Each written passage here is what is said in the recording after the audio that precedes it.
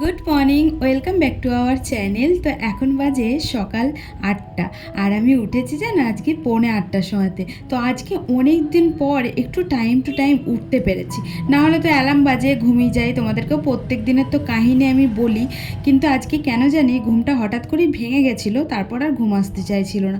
ওই 7টা থেকে না জেগেই আছি, তারপর দেখছি এত সকালে উঠি বা কী করবো, 8টা বাজুক তারপরেই উঠবো। তারপর দেখলাম যে না 7:45 তখন বাজে, তখনই উঠলাম, উঠে ফ্রেশ ট্রেশ হয়ে রান্নাঘরে আসলাম, তখন 8টা 10-15 এরকম হয়ে গেছিলো। তো আজকে দেখো রান্না হবে ডিম আলু আর পটল দিয়ে আর কি, একটু রসা রসা করে করব, কারণ এই তরকারিটা আবার ও খেতে খুব ভালোবাসে, আমার আবার অতটা ভালো লাগে না। কিন্তু কি করব, কিছু কিছু টাইমে হাজব্যান্ডের ভালো লাগাটাও আমাদেরকে দেখতে হয়, কারণ যেহেতু আমার ভালো লাগার জিনিসও মাঝে সাঝে আর কি হয়, তাই ওর ভালো লাগার জিনিসও আমি করে দেওয়ার চেষ্টা করি। কারণ দুজন দেখবে সংসারে থাকলে দুজনের তো আলাদা আলাদা আর কি খেতে ইচ্ছা করে, তবে আমাদের বেশিরভাগই আমাদের দুজনারই আর কি পছন্দ হয়েছে, আমরা দুজনা যেটা রান্না করি। তো খুব আর কি কদিত, কারণ যেমন এই তরকারিটা আমার খুব একটা ভালো লাগে না, ওর আবার খুব প্রিয় এটা, যার জন্য এটা মাঝে সাঝে আমাকে খেতেই হয়, কিছু করার থাকে না। কারণ যেহেতু ওর আবার ওইদিকে পাটের শাক পছন্দ না খুব একটা, তো আমার যেহেতু ভালো লাগে তাই আমি মাঝে সাঝে করি পাটের শাক, এই পাটের শাকের সময়, তাই ওকে তো খেতেই হয় বাধ্য হয়ে, এই হচ্ছে ব্যাপার। আসলে কি বলতো, সংসারে যতজনই থাকুক না কেন সবারই মানে কথা মতন যদি এক একদিন রান্নাবান্না হয় তাহলে সংসারে কিন্তু আর অশান্তিটা হয় না, তাই না বলো? কারণ ওই যে আমি দেখতাম আগে, মানে আমার দিদা ঠামা ওদের কাছ থেকে আমি দেখেছি যে দাদু যেটা ভালোবাসতো না সেইটাই সবসময় করার চেষ্টা করতো। কেন, আমাকে একটা কথা তো বলো তোমরা, যে মেয়েদের কি খেতে কোনো জিনিস ইচ্ছা করে না? ওদের কি কোনো ইচ্ছা অনিচ্ছার কোনো দাম নেই বলো? তো সেই রকম জিনিসগুলো না আমার খুব খারাপ লাগতো, এবং তখন অনেকটা ছোট ছিলাম, অত বুঝতাম না। তো আমি মনে করতাম যে না, হয়তো এরকমই সব রীতিনীতি। তারপর একটু বড় হওয়ার পর জানতে পারি যে না, সবারই অধিকার আছে, সবারই একটা নিজস্ব পছন্দ অপছন্দ আছে। তবে আমার বাবা আর মাকে কিন্তু এরকম আমি দেখিনি কোনো দিন, কারণ আমার বাবার অনেক সময়তে খেতে অনেক জিনিস ইচ্ছা করতো, সেটা মা করে দিত। তবে আমার মায়েরও কিছু কিছু জিনিস ইচ্ছা করতো, সেটা কিন্তু মা নিজে করে নিত, এবার সেই জিনিসটা হয়তো বাবা খেত না। এখন যেমন আমার ক্ষেত্রে আলাদা হয়, আমার ক্ষেত্রে হয় কি সঞ্জুকেও খেতে হয় সেই জিনিসটা, কিন্তু আমার বাবা দেখতাম খেত না, কিন্তু আমার মা আমার মায়ের জন্য করতো, কারণ সত্যি তো নিজের একটা তো সবারই একটা নিজস্ব পছন্দ আছে, তাই না? তো দেখো আমার কথা বলতে বলতে ওদিকে ভাতটা হয়ে গেছে, সঞ্জু নামিয়ে দিল ভাতটা, কারণ আমি আবার ফ্যান ঝরাতে পারছি না কদিন ধরে, আমার হাতে না একটুখানি কেটে গেছে, আর ওই জায়গাটা ভাব লাগছে। তো যেহেতু আমি আর কি হাতে ধরে ঝরাই, তোমাদেরকে একদিন দেখাবো যে কেমনভাবে আমি ফ্যান ঝরাই। আমি না এটা ডেচকির মধ্যে রাখি না, সে অনেকজন আছে না ডেচকির মধ্যে রেখে দেয়, তো বেশিরভাগ জনেই ওরকম করে, তবে আমি না ওই নলের ওপরে ধরে ঝরাই। তোমাদেরকে একদিন দেখাবো আমার হাতের কাটাটা ঠিক হোক, তারপর ওই ভাবটা এসে লাগে, তো তার জন্য প্রচণ্ড জ্বালা করে। আর এই কদিন ধরে সঞ্জুই তার জন্য ফ্যানটা ঝরিয়ে দিচ্ছে। আর সংসারে থাকতে গেলে দুজনকেই আর কি অল্টারনেট করে কাজপত্র করতে হয়, না হলে সংসার চলবে কি করে বলো? একার দ্বারা কিন্তু সংসার কখনোই চালানো সম্ভব না, আমরা যতই বলি না কেন, কিন্তু তাও দুজন সংসারে থাকলে দুজনকেই আর কি ওল্লাপাল্লি দিয়ে কাজবাজ করে নিতে হয়, সেই কাজটা সমাধানও হয়ে যায় তাড়াতাড়ি, আবার তাড়াতাড়ি দেখো সব কিছু হয়েও যায়, সংসারে শান্তিও বজায় থাকে, অশান্তিটাও হয় না, তাই না? তো সকাল সকাল অনেক জ্ঞান দিয়ে ফেললাম তোমাদেরকে। দেখো আমার রান্নাবান্নাও প্রায় কমপ্লিটের দিকে।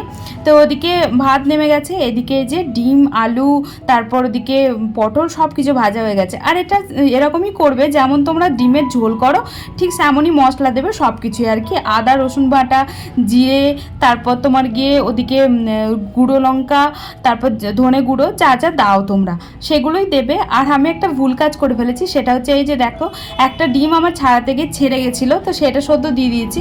আমি না এরকম ডিমগুলো দিয়েও কষিয়ে নিই একটুখানি, সঞ্জু আবার বলে যে ডিমগুলো ঝোলে দিলে আর কি ভালো, তাহলে ছেড়ে যাওয়ার ভয় থাকে না, তবে ছেড়ে যায় না আমার কোনো দিনই। আজকে জানি না কেন ওইটা ছাড়াতে গিয়ে ছেড়ে গেছিলো, আমি না খেয়াল করিনি। তারপর ওটা আবার নামিয়ে রাখলাম, আমি ঝোল দিই, তারপর ঝোলের মধ্যে দিয়ে দেবো। আর পাশের গ্যাসটাতে আমি বসাতে দিয়েছিলাম একটু গরম জল, তরকারিতে একটু গরম জল দিলে টেস্টটা দেখবে একটু আলাদা রকমই চলে আসে।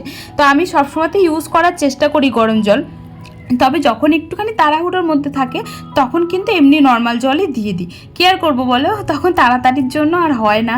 তবে আমি না সবসময়তে ওই ভাতের ওপরে একটা গামলার মধ্যে জল দিয়ে দিই, তাতে ভাতটাও হয়ে যায় আমার তাড়াতাড়ি ফুটে যায়, আবার জলটাও গরম হয়ে যায়। তবে আজকে দিতে ভুলে গেছিলাম, যার জন্য আর কি ওখানে জলটা দিয়ে দিলাম। আর এদিকে দেখো অনেক দিন পর একটু চা খেতে ইচ্ছা করেছে, ওকেও আমি জিজ্ঞেস করলাম, ও তো বললো যে আর কি কালো চা খাবো, মানে র চা, কিন্তু আমার আবার দুধ চা খেতে ইচ্ছা করলো। তারপর আমি বললাম যে দুধ চা খাবে, তো সকালবেলাতে দুধ চা খুব একটা খেতে চায় না, তারপর আমার রিকোয়েস্টই খেলো, কি আর করবে। তো এই দেখো একটু দুধ দিয়ে কড়া লিকার দিয়ে একটুখানি চা করব। তো অনেক দিন প্রায় আমাদের না শুধু সানডেটাই খাওয়া হয়, কারণ সকালবেলাতে খুব একটা আমরা তাড়াহুড়োর জন্য চা খাইও না, আর চায়ের আমাদের দরকারও পড়ে না। ওই যে চিড়ে টিড়ে ভেজানো, তারপর আগে তো ভাত খেতাম, এখন তো ভাতটা খাই না, ওইসব খেয়েই আমাদের পেট ভরে যায়, যার জন্য চাটা আর খাই না, চায়ের দিকে আর কি নজরটা যায় না। আর আমরা দুজনেই অতটাও আমরা আর কি চা লাভার নই, লাভারটা বলবো না, কিন্তু লাভার একটু আড্ডু আর কি, অতটাও আর কি পাগল নই চায়ের জন্য যে চা খেতেই হবে, ওই হলেও চলে আর কি, না হলেও চলে, এরকমই একটা ব্যাপার। তো আজকে অনেক কিছু মশলা দিয়ে আর কি মশলাদার চা বানালাম। আদা দিলাম, তারপর ওদিকে দিয়েছি একটুখানি গোলমরিচ, তারপর ওদিকে একটুখানি আর কি এলাচ দিলাম, একটু ভালোভাবে আর কি বানালাম, যেহেতু আর কি অনেক দিন পরই একবার করে বানানো হচ্ছে, যার জন্য। আর ওদিকে চাটা খেয়ে চলে আসলাম আবারও তরকারিটা দেখতে। এদিকে দেখো ঝোলটা আমার অনেকটাই মরে গেছে, আমি যেরকম রাখবো ভেবেছিলাম ঠিক সেরকমই হয়েছে। তো এখন আমি দেবো একটু ধনেপাতা, কারণ ও যেহেতু নিয়ে যাবে, তো এবার ডিমের তরকারিতে কী বলো তো, একটু আর কি ধনেপাতা বা গরম মশলা না দিলে না, ঠান্ডা হয়ে গেলে দেখবে একটু আঁশটে গন্ধ বেরোয়, যেহেতু ওর ওখানে গরম করার তো কিছু নেই, আর তরকারি ততক্ষণ গরমও থাকবে না, চাই আমি একটুখানি ধনেপাতা আর একটুখানি গরম মশলা দিয়ে দিলাম। আর ওই যে দেখতে পাচ্ছ ভাজা ডিমটা তুলে রেখেছিলাম, সেই ডিমটা এখন দিলাম, কারণ যেহেতু ঝোলটা আমার অনেকটা হয়ে গেছে, তো এখন দিলে আর অসুবিধা নেই, যেহেতু কুসুমটা বেরিয়ে গেছে, তো যার জন্য আমি দিতে ভয় পাচ্ছিলাম আর কি, তাই দিইনি। ঝোলের মধ্যে একদম হয়ে গেছে তখনই দিয়ে এই ধনেপাতাটা দিয়ে ঢাকা দিয়ে দেবো, যাতে ধনেপাতাটা একটুখানি আর কি ডাঁটগুলো সিদ্ধ হয়ে যায়। তো তারপর নামিয়ে নেবো একটু আর কি গরম মশলা দিয়ে, দারুণ হয়েছিল জানো খেতে। তো চলো ওকে রেডি করে দিয়ে তারপর দেখা করছি। তো ও চলে গেছে ওদিকে কাজে, আর আমি এদিকে লেগে পড়েছি আবারও আমার কাজে। ও যাওয়ার পর একটুখানি আমি বসতে পাই না জানো, আমাকে তাড়াহুড়ো করে কাজবাজ করে নিতে হয়। এই যে দেখতে পাচ্ছ বাসন কোটা পড়েছিল, তো অনেক কোটাই বাসন ছিল, কিছু কিছু বাসন আমি রান্না করতে করতেই মেজে ফেলি, তাতে যেন আমার কাজটা একটুখানি সুবিধা হয়। আর কিছু কিছু বাসন থাকে, যেমন ও ধরো কড়াইটা থাকে, তারপর কড়াই যেটা ঢাকনা দিই ওটা থাকে, তারপর যেটাতে আটা মাখি সেটা থাকে, খুন্তি থাকে, তারপর ছোটো একটা বাটি থাকে, যেহেতু মশলা টশলা বাটা হয় ওই বাটিটা। আর এমনি সিঙ্কে বাসন পড়তে পড়তে আমি ধুয়ে ফেলারই চেষ্টা করি, আমি জানি যে আমার এমনিতেই তাড়াহুড়ো লাগবে, তার জন্যই আর কি। তো আজকে যেহেতু চা খেয়েছিলাম, তাই এই যে চায়ের সসপ্যানটাও ছিল, কাপ ছিল, এইসবই টুকটাক ছিল। তো চলো ঝটপট আমি বাসন টাসন মেজে ওদিকে স্নানে যাব।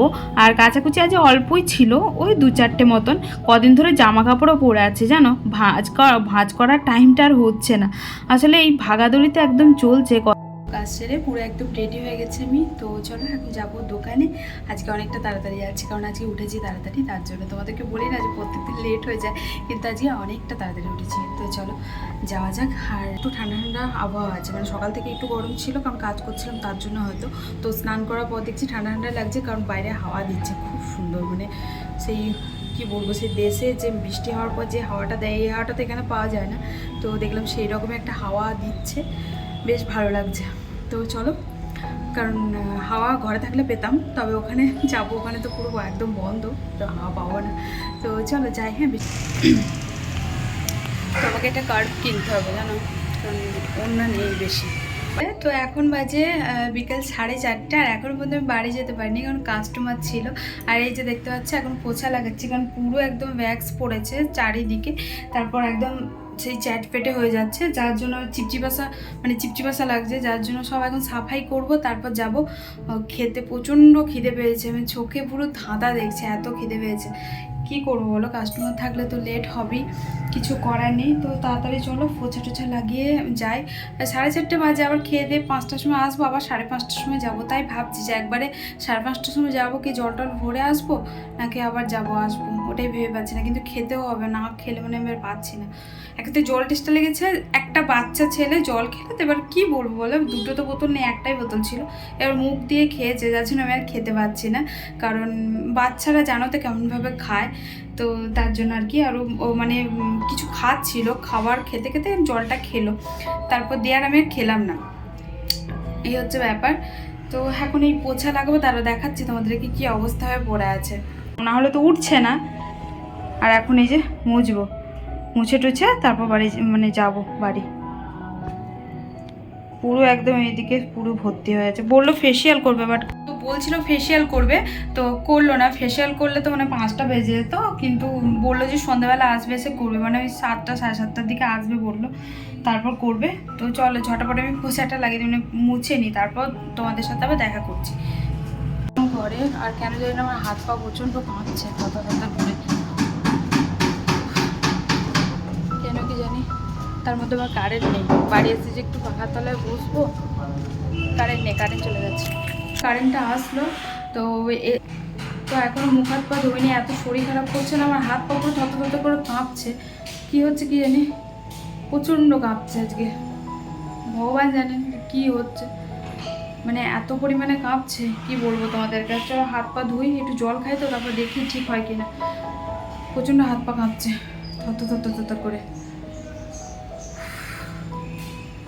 দেখতে পাচ্ছ আবারও চললাম দোকানে, আর শরীরটা একদম ভালো নেই, কিন্তু কী করবো, যেতেই হবে। আর ওদিকে মেঘ করছে, গরম করছে, প্লাস আমার শরীর অবস্থা খুব খারাপ। একটুখানি ভাবলাম শোবো, যাই হোক পার্লারে গিয়ে একটু শোবো, যদি কাস্টমার না থাকে। তো কাস্টমার থাকলে তো আর শোয়া হবে না, কারণ শরীরটা যে খুব খারাপ হচ্ছে হঠাৎ করে, আমি জানি না কেন, হয়তো এতক্ষণ ধরে খালি পেটে আছি বলে হয়তো।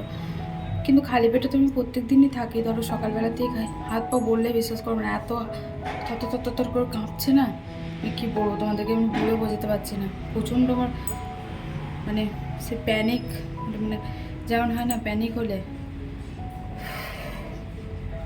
চলো যাই, তো একটু পরেই আবার আসতে হবে, কারণ এখন 5টা বাজে, 5:30টার সময়তে আসবো জল ভরতে, যদি ঠিক টাইমে জল আসে। তো চলে এসছি আমি পার্লারে, আর এখন বাজে 5টা, জানো, একটু পরে আবার আমাকে যেতে হবে। আর ভাবলাম কাস্টমার আসছে, তার জন্য চুপ হয়ে গেছিলাম। তো একটু পরেই আমাকে যেতে হবে আবার, কারণ 5:30টার দিকে জল আসবে।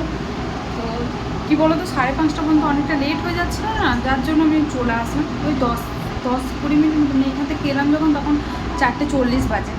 তারপর ওখানে শুধু 2টো পাঁপড় ভেজেছি, বাস 2টো খেয়েছি, খেয়ে আর উঠতে পারছি না, এত হাত পা মানে থত করে কাঁপছে। দেখি একটুখানি রেস্ট নিই, দেখি কম পড়ে কি না, নাহলে ওকে বলবো সন্ধ্যাবেলা চলে আসতে, ডাক্তারের কাছে যাবো। পারছি না, খুব শরীর খারাপ করছে আমার, মানে হঠাৎ করে এরকম হচ্ছে, যাই না প্রেশার হাই না লো হয়েছে, যাই হোক কিছু একটা, মাথা ঘুরছে, হাত পা মানে কাঁপছে।